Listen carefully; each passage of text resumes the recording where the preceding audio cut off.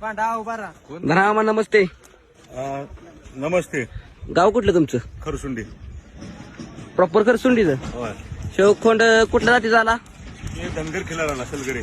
धनगर खेळ काय? किती वर्ष झालं व्यापार मध्ये आहे? हे आता आमचे पिढ्यानपिढीचा व्यापारच आहे. बर बर बर बर. किती खोंड आणली ती? हे आता 10 अकरा आणली होती. झाली किती का सगळी?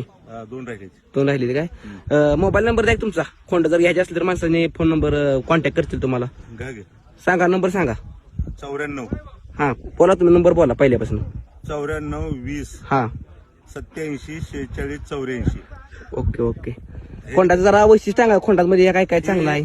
सगळं चांगलं आहे वस्त्राला. घट बैलाला पाय बी चांगलं मजबूत आहे. हा मग बैल पळायचा राग आहे बैलाला. कान माग असतात कायम बैल. हा. असा चकमक चकमक कानानच बघणारा बैल. खोंडाचा कलर ही पुढे कसा उठेल? सजगुरी कलर म्हणायचा. सजगुरी कोसा. कोसा काय? हा.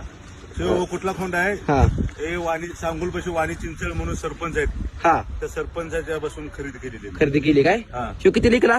तो 51 ला दिला. 51 दिला काय? हा. चालतंय चालतंय. हे आहेत बघा अरुण पाटील, विशाल पाटील सुरुल यांनी खरेदी केला या.